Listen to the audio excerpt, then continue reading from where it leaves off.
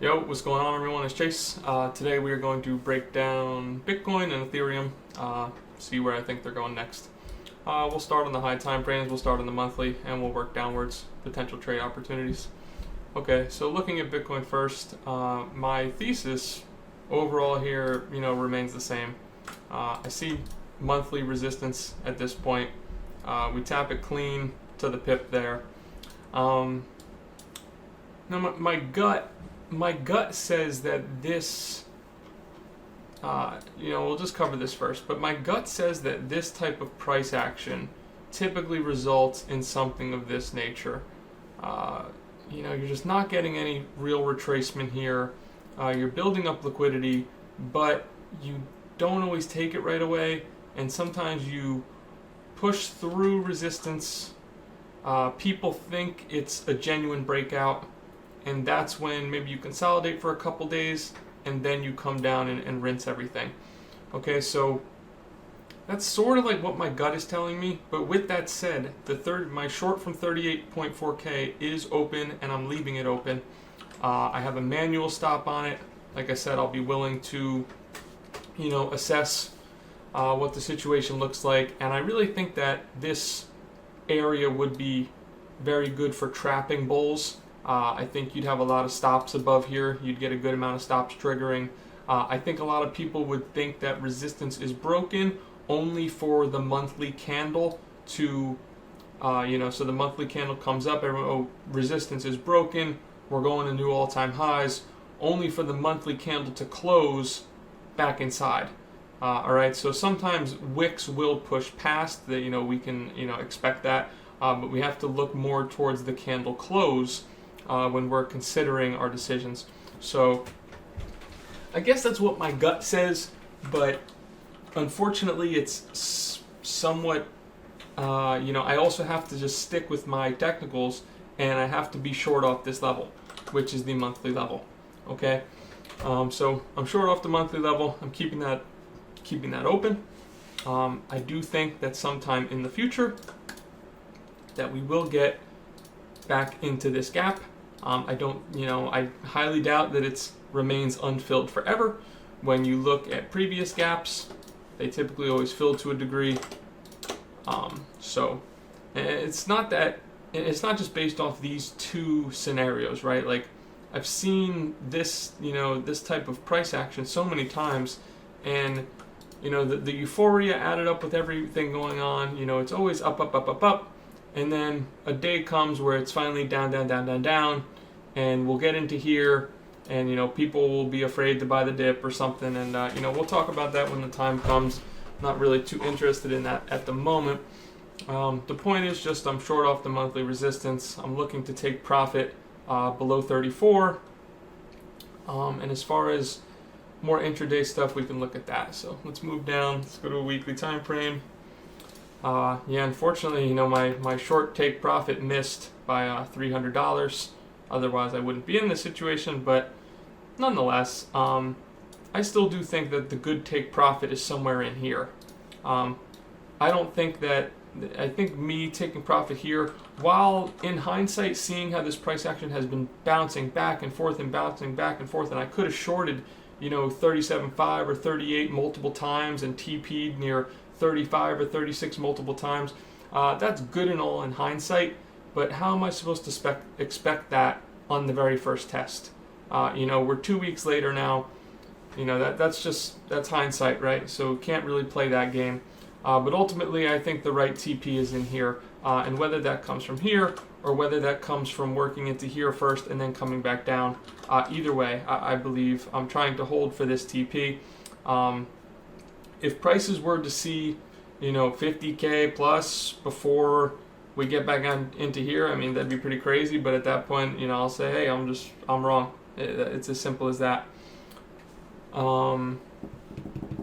Now, let's see. All right, let's go down to a daily. It's just so weird too, right? Like all this built up, and this built up liquidity, built up trend line we have going here. We can draw that out. Go down to a 4 hour to get it even cleaner.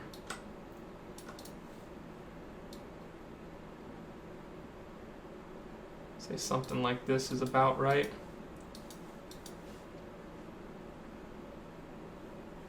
Yeah, I mean, yeah, it's about right. I'm not sure what I had originally. I wonder if I used this line. This is why trend lines are subjective, right? If you ever wanted to think about trend lines and whatnot, they are subjective. Let's see what I had drawn before I cleared the chart for the video. Okay, no, my thought process was similar actually. I used the same level starting point. I cut through there. Okay, so it's good to see that my I guess my reasoning or my thought process is fairly similar as to how I do these things. You can see that the line came out pretty much the same both times. Okay. Although I probably would tweak it a little bit to like that. I think that looks a little better. Okay, so pushing up into the monthly resistance, we keep getting rejected by here. It's interesting that this one wick is that filled me, and since then we haven't retested it. It makes me wonder sort of if this is like, that's why I'm not closing the short, because part of me thinks this was just the one perfect test of the monthly resistance, and that we could break down from here as well. So I know it's sort of, oh well, is it up or down? It's it's a tough situation to navigate at this point. When you have this price action that seems borderline relentless, but you're into monthly resistance, right? I mean, look at this. It's just, you're not sweeping liquidity. It's just relentless. You get one decent sweep, which was down here, and you didn't get this low. You didn't get this low. There's so many lows that you didn't get, and it's just been relentless buybacks ever since. This is really what's capping price since then. If you were to get up above here and flip this to support, that could indicate higher prices. But at the same time, I think the risk reward here on longs is drying up. I could only be honest about that, right? I mean, look at the type of gain we've had here over the past couple weeks. Almost a 50% price appreciation on this asset. If I was to fib this out, if this was the top, again, it lines up pretty perfectly with my call for around 33ish, right in here, right around the equilibrium. Even deeper would be 31s, and that would probably be a buy the dip opportunity if we did come into like the 618, something to keep an eye on later. Let's go back down to the 4 hour. Everyone has their water. Let's get a sip in.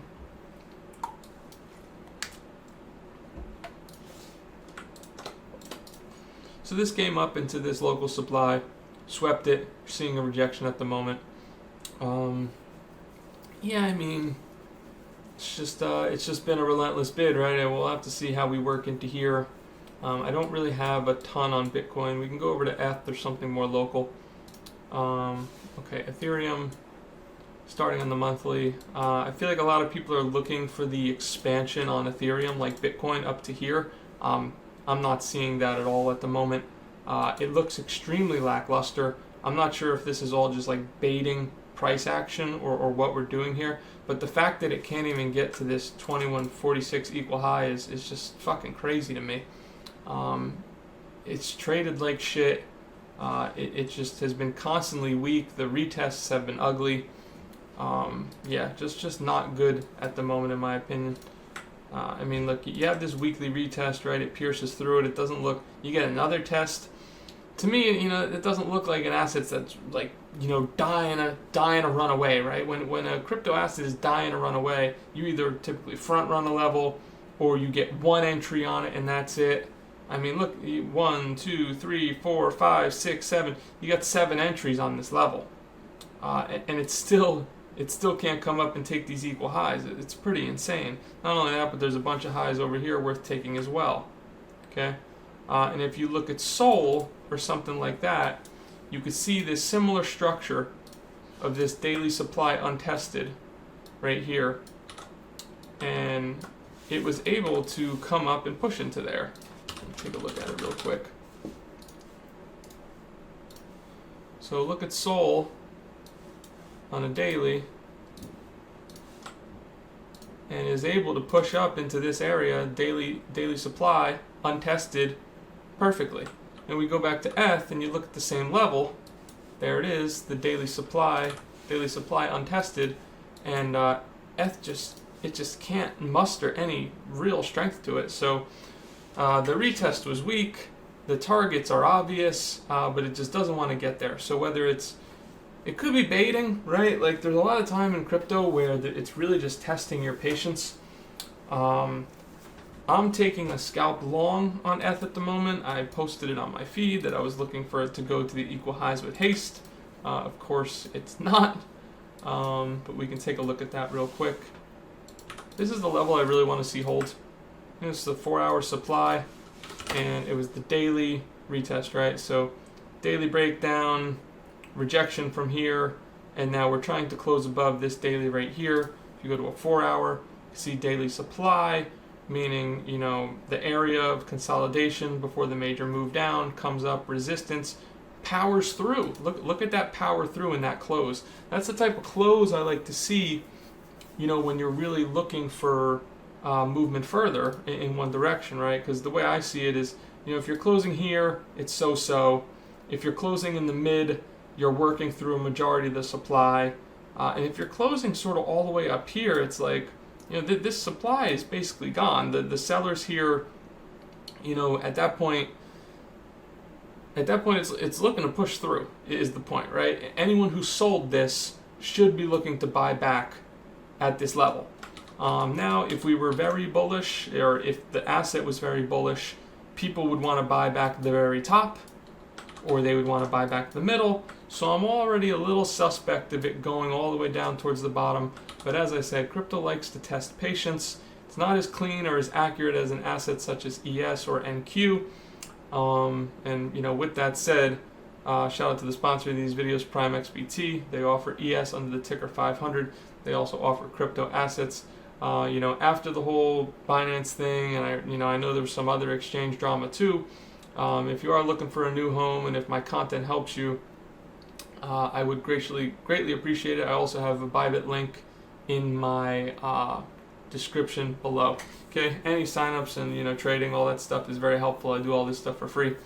And you know, as well, if you joined crypto and you signed up under, you know, some LARP like Mooncarl or something, and you were just too lazy, please, you know, take your trading and sign up under someone who actually helps you, whether it's me or whether it's somebody else that helps you. But don't keep giving fees to those guys who are like, you know, $20 million worth of fees just because their link was popular at a point in time, and that's how you got into crypto. That's pretty shitty, just for everybody except for the guy cleaning up all the cash. Anyway, point being, push through here. Want to see this hold. You know, just the equal highs are clean. Like, why? You know, it's crazy to me that it can't push above here.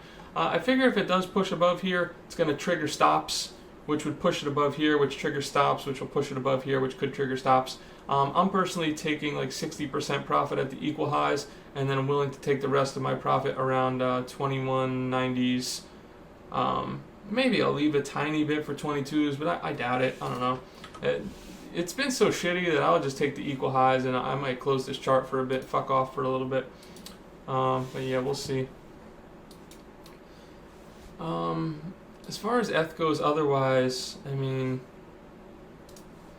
it's a lot of built-up lick here. If there was some major rejection, if we were seeing Bitcoin, you know, in the low 30s, you know, you could see ETH back.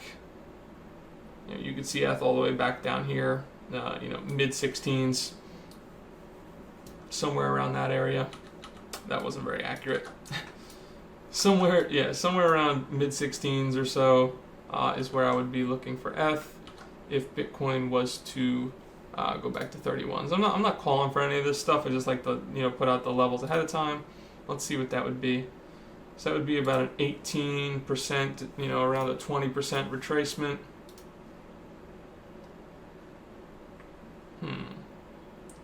Yeah, and that's about a 16% retracement. Yeah, so that lines up pretty well, I would say. And historically, you know, ETH will probably dump a little bit more than BTC, being it's been the weaker asset. What else do I have here? Not much, weekly level, tested it a ton. Test it once, little fair value gap in here. Test it once, test it twice, 3, 4, 5, 6. So many tests to this level, it's just crazy. But it holds nonetheless. I think a lot of people, that's something people get nervous about, is how many times the level is tested. I want to say, most of the time the level is the level until it's not. And whether you understand that or not, I'll explain more. So, this 38K, 38.4, whatever you want to say, this is my resistance. And it's my resistance until it's not. It doesn't matter if it's tested 1, 2, 3, 4, 5, 6, 7. 7 times it's tested. I've still seen things reject. Now, there comes a point, right? And I'll give you guys an example. There comes a point where things get tested so many times that it's very likely that they're going to break. We can look at this. So 1, 2, 3, 4, 5, 6, 7, 8, 9, 10, 11. On the 12th try, this 4-hour supply finally broke. But every other time, when you longed this 4-hour supply, it would have given you profit. Okay? It's no different right now on BTC. If you shorted, every single time, that short has given you profit from the key level. Okay? So that's why I often talk to you guys about how a monthly level or a weekly level, or even a daily level, the first test to these levels often give you the best trades. They're going to give you the best reactions. And over time, the reactions grow weaker and weaker until eventually this could blast through. This could break down if you come down and test this again. So here was your 4-hour supply, first test of it, breaks down, but it's only a 4 hours, so we're not huge on it, holding for a ton of time. The lower the time frame, the more likely it is to break with ease. You're not going to look at a 1-minute supply and say, oh yeah, this is going to hold for weeks. No, a weekly supply might hold for weeks. Monthly supply could hold for months. Things of that nature. Try to think of it like that. Alright, I think that's mostly good on some of the alpha for today. I would say, just in general, try to have a plan. Have a plan to sell if these prices are meaningful to you.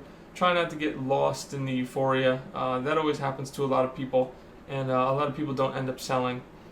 During the last run in 2021, the bull run, when I was talking to you guys in the videos, and I was saying, yeah, I'm selling above 55, I'm selling 60, I'm selling 4K, I'm selling 4.2, 4.4, whatever it got to, and I just kept selling and kept selling and kept selling, and came to a point where I really became numb to the whole thing, because I was so overloaded with just the euphoria of the space that I had to really just completely block it out and completely just, I was essentially like a robot. I would wake up each day and I'd see that the price was higher and I would just keep selling. And I'm thankful, and I guess it was a bit of experience that I was able to sort of mute that out and follow the plan that I had set. And really my plan was just keep selling into the euphoria. And I sort of think we're around there now. Like I said, whether we see 40s or not, I think that the ETF narrative is really being milked. I'd be extremely surprised if this went into the 50s or something without retesting low 30s. And while you may see that as shitty risk reward or something, I also think that, I don't see people buying at 37 or buying at 38. I don't see that as very intelligent. I mean, if you do it and you end up getting low 40s because we push through, I guess that's a good trade. But at the same time, a trade's a trade. So no big deal if so. But I guess I mean more of the lines of spot, right? If you're FOMOing into spot, I believe it would be FOMOing at this price, where I think you could probably see low 30s, if not 20s again at some point in the future. I guess that's my thoughts for now.